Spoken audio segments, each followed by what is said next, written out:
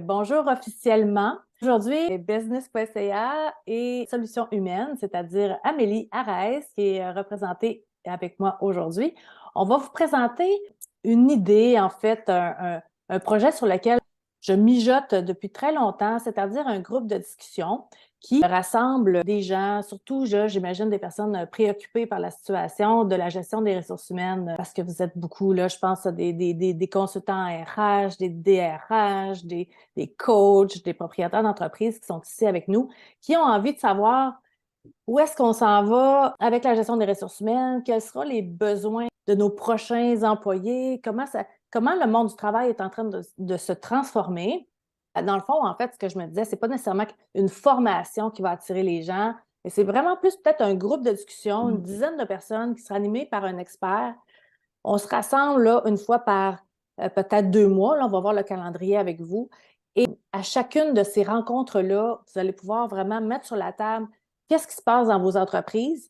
Et ça va être aussi, dans le fond, notre animateur va avoir aussi une thématique à vous amener. Donc, c'est oui un mix de formation, un mix de discussion, mais un mix aussi de co-développement et de co-apprentissage, parce qu'une de nos expertes là, qui est avec nous aujourd'hui, Amélie, est vraiment une championne du co-développement et du design thinking. Donc, c'est ça l'idée derrière les groupes de discussion qui vont être, dans le fond, comme je disais tout à l'heure, avec un agenda qui va être préparé avec vous.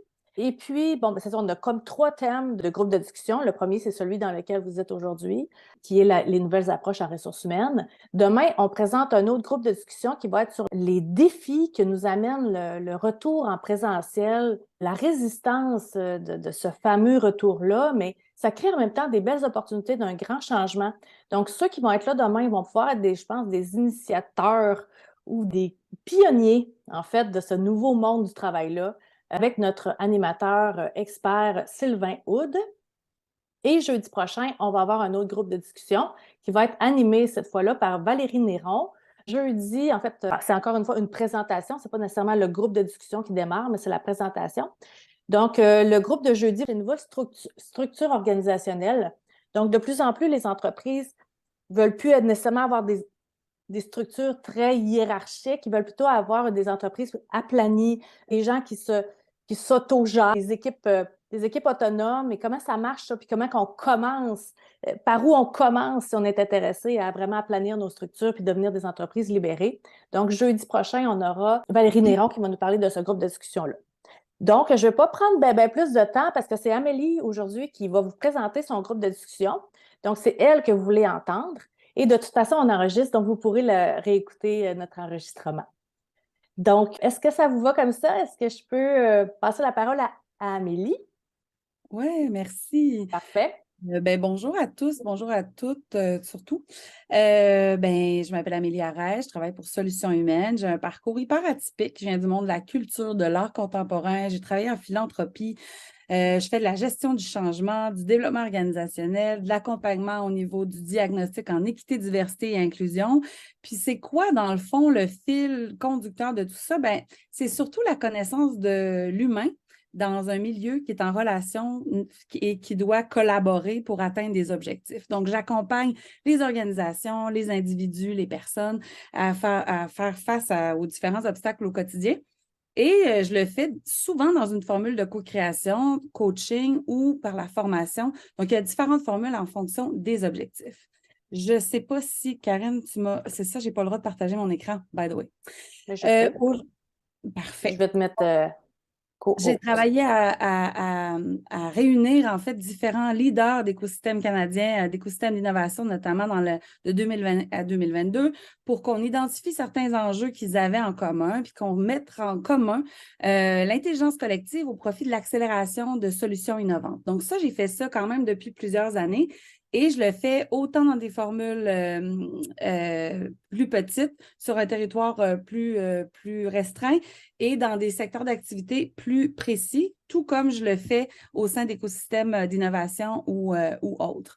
Aujourd'hui, en fait, ce que je vous ai préparé, c'est un peu une... je vais la voir, ce sera pas long. Donc, voilà. J'ai préparé un peu comme un premier horizon, à savoir qu'est-ce que c'est qu'on peut faire, en fait, ensemble devant ce défi-là. Et je l'ai formulé, en fait, dans une perspective qui rejoint beaucoup le codev. J'ai envie de commencer, avant de vous présenter la rencontre, j'ai envie qu'on fasse un tour de table. Moi, je me suis présentée. J'ai envie de vous dire qu'une de mes plus grandes compétences, une de mes grandes forces, c'est la sensibilité, pour le meilleur et pour le pire. Des fois, ça veut dire que ça, ça rentre fort, mais il y a d'autres fois où ça me permet de sentir avec mes antennes ultrasensibles des choses que d'autres perçoivent pas, que ce soit au niveau de collaboration potentielle ou d'un petit non-dit qui plane. Donc, j'ai envie de vous tendre la parole, de vous inviter à vous-même vous présenter, puis de me dire qu'est-ce qui est votre plus grande force. Et j'ai envie d'ajouter avec quoi vous arrivez ici. Est-ce que vous avez une attente, etc. Donc voilà, qui veut commencer en prenant la parole?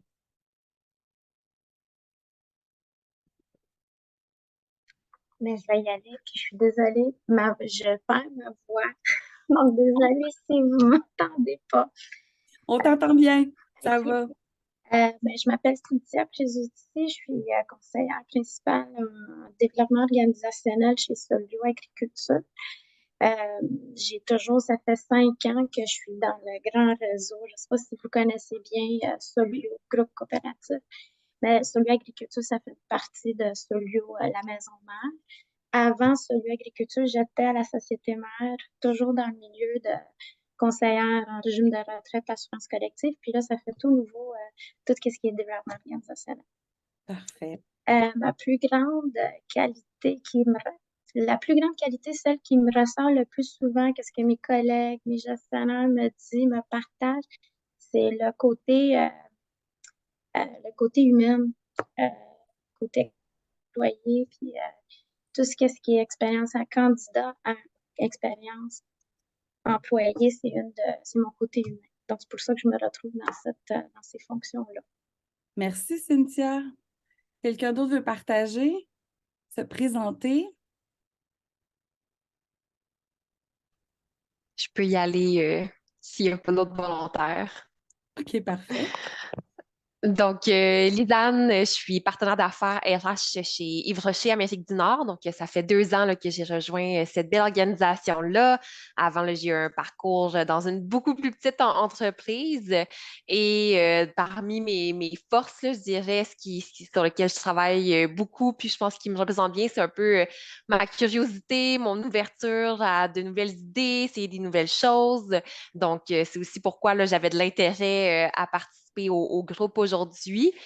Puis point de vigilance, peut-être un peu le même que toi, Amélie, ma sensibilité parfois, surtout en ressources humaines, on a tellement de situations, des fois des belles, des fois des moins faciles. Fait que ça, j'ai encore à travailler là-dessus pour me faire un petit carapace. Parfait. Des petits boucliers, là. Oui, je comprends bien. Oui, Merci. c'est ça. Parfait. Qui d'autre veut se prononcer, se présenter?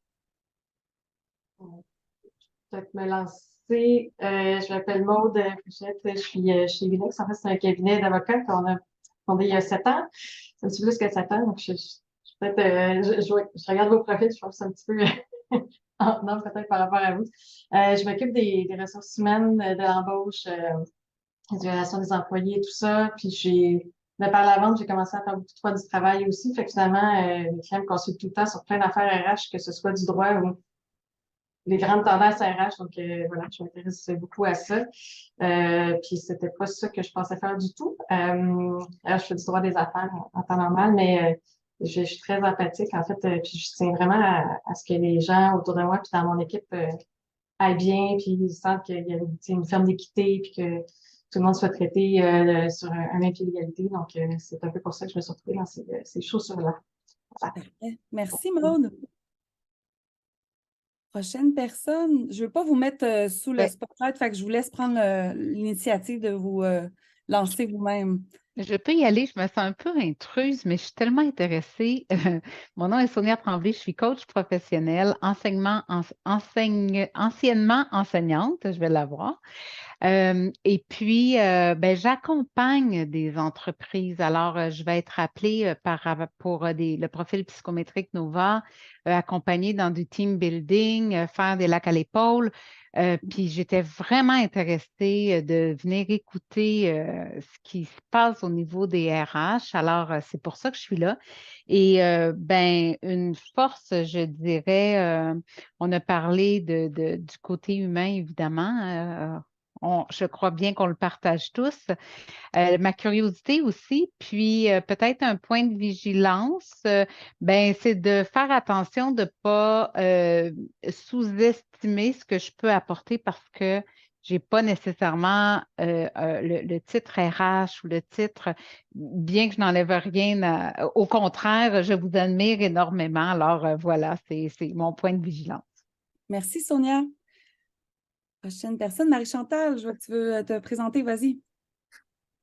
Moi, j'ai 15 ans d'expérience, 15-16 ans d'expérience en gestion, nouvellement ressources humaines dans un cabinet de courtage qui vient d'être acheté, donc partage aussi avec un nouvel acheteur des pratiques RH. D'ailleurs, ils viennent de changer mon titre pour Humain et Culture parce que c'est leur titre. J'aime les humains, j'adore les humains, je suis passionnée par tout, la bébite qui est un humain. Particulièrement dans le milieu du travail, je pense que l'avenir, c'est de se soucier de ces gens-là pour les faire évoluer. Donc, j'ai été chercher ma formation de coach. Je suis contente de voir ma prof qui est là, qui est Sonia. Je crois beaucoup à l'approche coaching, au co-développement, à l'intelligence collective. Donc, je suis ici pour en apprendre. C'est une de mes forces, c'est l'apprentissage. Donc, c'est pour ça que je suis là. Merci, Marie-Chantal. Merci.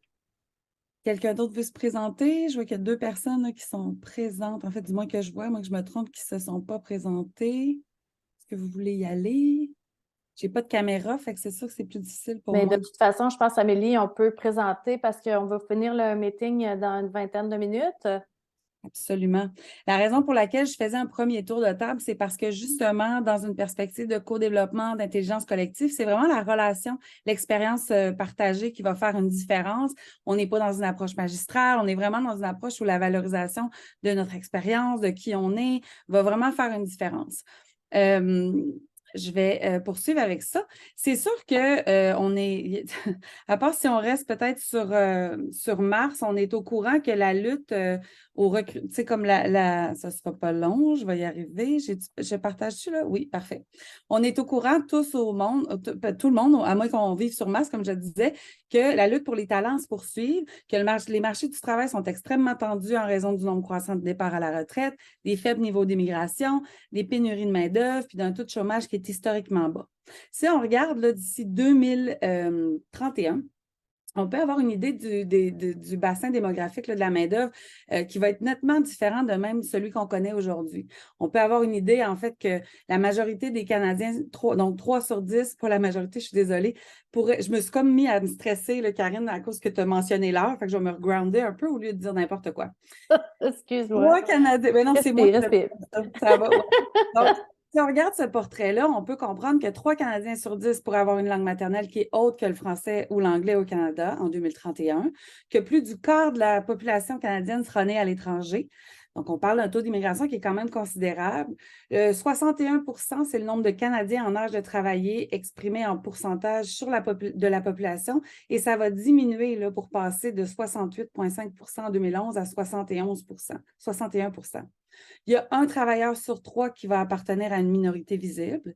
80 %, c'est la proportion des nouveaux emplois qui va exiger des travailleurs qualifiés et qui va entraîner une pénurie de travailleurs qualifiés. C'est des notes qui sont basées sur la projection en Ontario. D'ici 2025, près de 75 % de la main-d'œuvre canadienne sera composée de milléniaux. Il y a 21,2 millions de femmes qui feront partie du marché du travail, donc du bassin démographique, donc un peu plus nombreuses que les hommes au Canada. Et il y a près d'1 travailleur sur 4 qui va être âgé de plus de 55 ans. On a un profil de travailleurs qui est très diversifié et donc les besoins vont être très diversifiés. Dans le cadre d'une recherche de Deloitte, spécifiquement sur un rapport qu'ils ont émis sur le leadership inclusif. Il y a Hale Bank Jorgensen, qui est chef de la direction au Be Accountability, qui se prononçait à dire qu'est-ce que le milieu du travail de l'avenir? Est-ce qu'on va aller dans nos bureaux et retourner à la maison à des heures prédéterminées? Le télétravail avec les 3 dernières années, tout le monde le sait. Là, je sais que ça peut sembler redondant, mais on est conscient que ça a changé beaucoup notre rapport au travail. Est-ce que dans l'avenir du travail, on aura une façon de travailler qui est totalement différente? Elle souligne en fait que oui, il faut parler d'inclusion, mais il faut davantage parler ou a priori parler du milieu de travail en tant que tel, de son évolution et comment ça peut être transformé et comment on peut inclure les employés dans ce contexte-là, au-delà de cibler spécifiquement la diversité. Donc, face à ces défis-là, je me suis posé la question, et je me la pose souvent dans le contexte des accompagnements, du coaching et des interventions que je fais, à savoir c'est quoi les éléments sur lesquels nous, on a du pouvoir. Ceux qui accompagnent, ceux qui font du recrutement, ceux qui travaillent au développement d'une culture organisationnelle. Donc, au sein de nos équipes, au sein du milieu du travail, avec le mandat qu'on a, quels sont les éléments sur lesquels on a du pouvoir?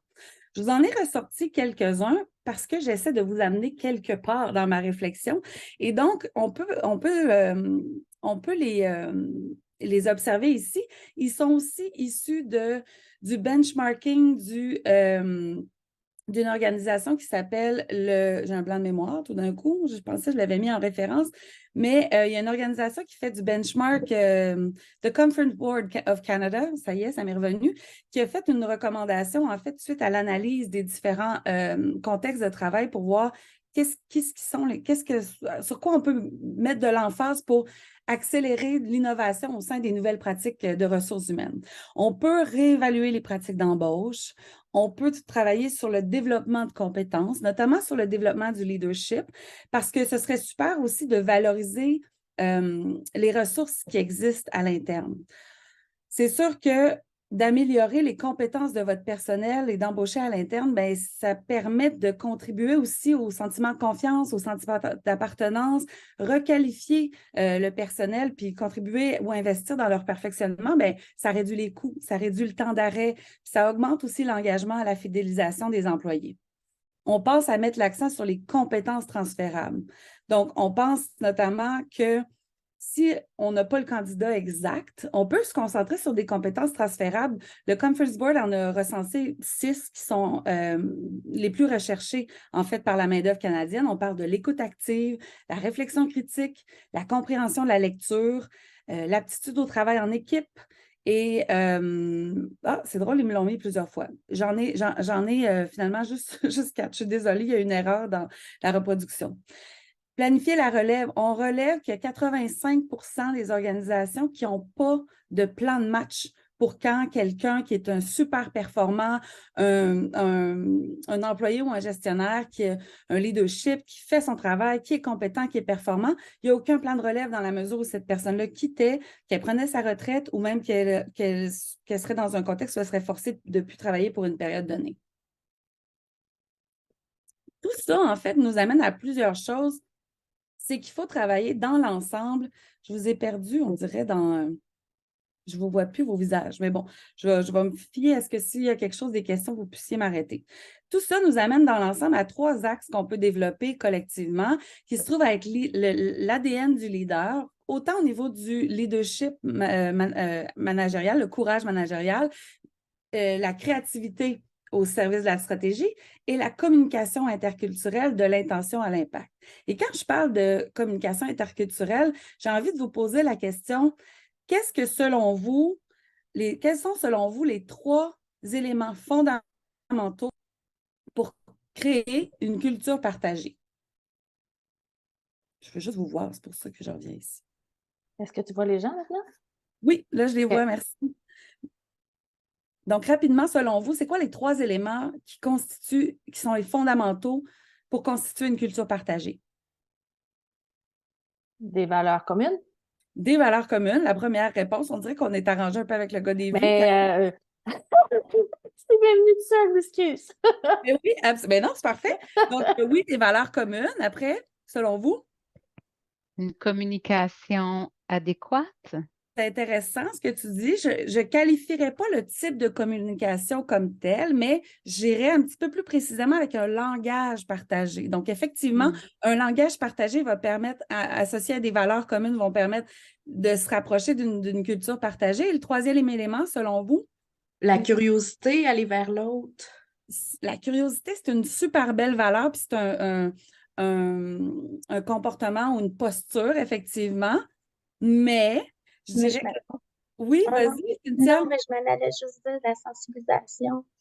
La sensibilisation, encore une fois, ça pourrait être. Je trouve que les deux éléments que vous avez mentionnés, Claudia et Cynthia, peuvent s'incarner dans le troisième élément qui se trouve à être des rituels, donc des expériences partagées, répétées sur une base relativement fréquente, une fréquence qui est décidée, communément décidée. C'est ce qui va générer, en fait, une culture partagée. C'est un peu ce sur quoi s'assit, en fait, ce que je vous propose, dans la mesure où oups, pardon. J'ai de la misère avec ma technologie aujourd'hui. J'ai donné plusieurs. Et donc, la raison pour laquelle je vous nomme ça, c'est parce que quand on parle de communication interculturelle, pour moi, là, je ne vous partage plus le bon écran, hein, ça se peut-tu? Et là là! C'est ici. C'est ici. Bon, parfait.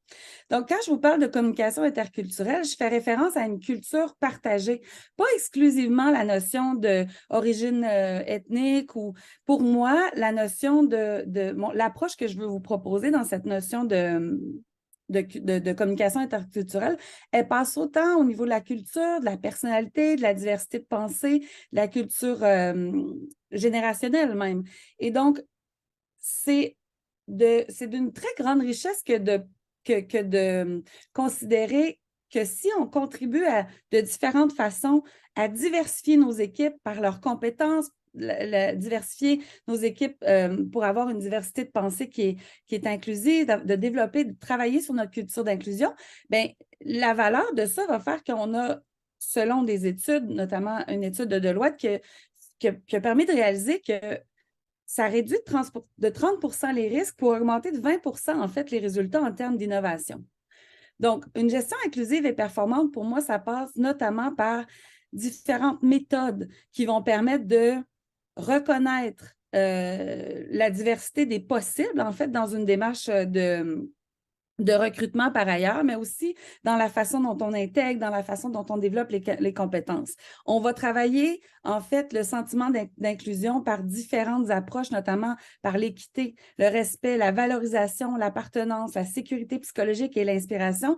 Et ça va augmenter la performance de l'équipe de 17 %, la qualité des décisions de 17 % et la collaboration aussi de 29 %. À cet effet-là, c'est un peu là que je veux vous amener, c'est que j'ai envie de vous proposer là, je vous ai perdu, super, ça va bien. Pourtant, je donne des ateliers en ligne, mais aujourd'hui, mon Zoom, peut-être parce que c'est ton Zoom, Karine, je ne sais pas, mais vous avez perdu. Bon, voilà. Donc, ce que j'ai envie de vous proposer par ce groupe de discussion-là, ça va être notamment qu'on travaille avec des cas concrets par lesquels que vous rencontrez, qu'on travaille aussi avec les meilleures pratiques. Je travaille avec des gens qui sont dans le monde des technologies, des TI, qui sont dans le monde de l'OBNL. Je fais un paquet par la diversité puis le profil atypique que j'ai. J'ai un parcours qui me permet d'avoir un réseau très, très, très diversifié et donc d'amener une espèce de pollinisation intersectorielle qui va faire en sorte qu'on va pouvoir s'inspirer de certaines pratiques qui se font ailleurs, qui se font dans d'autres secteurs et peut-être trouver des pistes de solutions à certains enjeux que vous avez. Une chose qui est claire, c'est que j'ai envie de vous proposer une série de rencontres qui nous permettraient d'adresser un enjeu concret, de partir à partir de cas de l'actualité que vous avez rencontrés dans votre semaine ou que moi, je vous propose d'emblée en démarrant ces discussions-là et qu'on est dans des formules quick co-développement et plus qui seraient vraiment autour d'un cas précis d'un et d'une de vous et de plus grands groupes de co-développement autour duquel on va travailler sur des cas qui peuvent être fictifs ou qui ont été rencontrés. En fonction de votre besoin, parce que des fois, on arrive un mercredi matin puis on a un cas d'urgence à gérer avec lequel on n'a aucune idée comment on va s'en sortir. Donc, c'est un peu ce à quoi j'ai envie de vous proposer de participer par cette série de séances de discussion. J'avais préparé un peu un exercice pour la fin, mais on n'aura pas tant le temps de le faire. C'était un peu l'objectif, c'était un peu de vous présenter une opportunité de travailler en groupe pour identifier des fails, donc des catastrophes, situations de collaboration et de partager une situation que vous avez déjà vécue qui est un succès, le meilleur cas de figure de collaboration que vous avez rencontré. Mais bon, comme le temps nous presse, je pense que ce serait une bonne idée que je vous laisse en fait me poser vos questions, commentaires, suggestions, puisque le temps file et déjà, il nous reste que seulement quelques minutes avant la fin de cette présentation-là. Merci, Amélie. Merci. Oui, effectivement, s'il y a des questions. Est-ce qu'il y en a qui n'ont jamais... Je recommence. Qui a déjà participé à un groupe de co-développement? Est-ce que vous avez besoin qu'on vous explique qu'est-ce que le co-développement ou l'intelligence collective? Non, ça va. Parfait. Depuis tantôt, j'utilise ce mot-là. Je me dis peut-être que ça sonne comme en total, donc je voulais clarifier ça. OK. Qu'est-ce que ça vous dit, là, à la lumière de ce que je vous ai présenté? Est-ce que ça vous inspire? Est-ce que est-ce que c'est quelque chose qui vous semble une opportunité, en fait, d'avancer dans la collecte de nouvelles pratiques RH? Moi, je pense que ça va être enrichissant, mais moi, je peux parler pour moi. Moi, ça va être enrichissant, étant donné, tu sais, c'est nouveau pour moi, tout ce qui est développement organisationnel. J'en faisais inconsciemment dans mon autre rôle, mon ancien rôle. Mais tu sais, j'ai beaucoup de mandats, j'ai beaucoup de projets, tout ce qui est diversité et inclusion, tout ce qui est co-développement. Donc, je pense que juste se partager, puis les not-to-do, ou les nice to have, mais je pense qu'en groupe, je pense que ça va être juste enrichissant pour tout le monde de partager à ne pas faire puis à faire. Merci, Cynthia. Un élément que j'ai envie d'ajouter aussi, c'est qu'en fonction du cas de figure qui peut émerger ou celui que je vais vous proposer, selon la situation, il y aura des outils aussi qui vont être partagés. J'utilise différents outils, que ce soit en design thinking, en développement organisationnel, en coaching, la méthode Grow, la gestion du changement. Il y a j'ai vraiment comme plusieurs arcs à mes cordes, plusieurs cordes à mon arc qui me permet en fait à chaque fois de pouvoir utiliser des outils pour des approches un peu quick fix. Ce ne sera pas des approches miracles, mais ça va venir nous aider à valider. Des fois, il suffit d'une simple intervention bien cadrée pour résoudre un problème puis faire accélérer. D'autres fois, ça nous permet d'éliminer une piste de solution pour après aller vers un diagnostic plus précis. Donc, c'est un peu ce que j'ai envie de vous proposer dans les prochains mois. Oui, c'est ça. Oui. En fait, comme Business.ca, vous connaissez notre mission, c'est qu'on va toujours chercher la meilleure ressource pour les meilleurs projets. Puis vraiment, Amélie, c'est la championne, je pense, là, pour animer ce groupe de discussion-là, de par son immense connaissance du monde des ressources humaines et du développement organisationnel. Elle a travaillé partout sur la planète. Elle est très, très, en tout cas, elle a beaucoup, beaucoup de richesses à vous partager. Et je pense qu'elle aussi, en même temps, elle est vraiment habile dans les groupes de discussion de co-développement.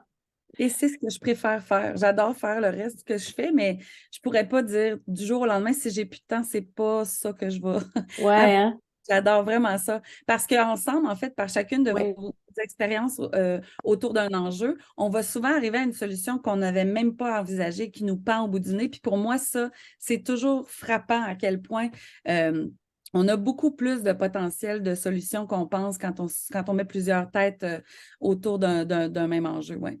Voilà. Je vais vous partager l'écran, l'endroit où vous pouvez vous inscrire. En fait, voilà, on a créé une nouvelle plateforme qui s'appelle business.co. Alors ça, c'est complètement nouveau. C'est comme un nouveau bébé de business.ca. Donc, on arrive ici dans notre plateforme de formation. Dans le fond, business.ca, c'est vraiment une plateforme de formation pour vraiment apprendre, se développer et passer vraiment, aider nos clients à passer à d'autres étapes avec plein de programmes de formation. Donc, vous allez arriver ici à nos formations. Vous pouvez prendre la catégorie groupe de discussion et vous allez avoir les 3 groupes de discussion là, qui vont démarrer dans les prochaines semaines. Donc, dans le fond, vous autres, vous êtes ici aux nouvelles approches RH. Donc, c'est 2400 $ pour l'ensemble des séances. C'est 6 séances de 2 heures qui vont être animées par Amélie. Donc, l'horaire n'est pas encore déterminé. Amélie va pouvoir vous envoyer un doodle là, si vous êtes intéressé à y participer. Et d'autres personnes pourront se greffer au groupe là, parce qu'on va partager l'enregistrement qu'on est en train de faire maintenant pour avoir une dizaine de personnes, 8 à 10 personnes au maximum dans le groupe de discussion. Maintenant, si vous préférez avoir une facture et payer plus tard, il n'y a pas de problème aussi parce que je pense que le lien ici, à moins que je me trompe, Nicolas, c'est un lien où les gens devront payer avec une carte de crédit. C'est ça, Nicolas? Oui? Oui, tout à fait. Donc, vous pouvez communiquer avec moi si vous préférez avoir une facture puis qu'on passe par votre compte, vos comptes payables de votre entreprise. Voilà. Ensuite, quoi d'autre? Questions, commentaires On est là, il nous reste 1 minute. Comment vous recevez cette proposition-là? Moi, je serais curieuse de vous entendre quand même.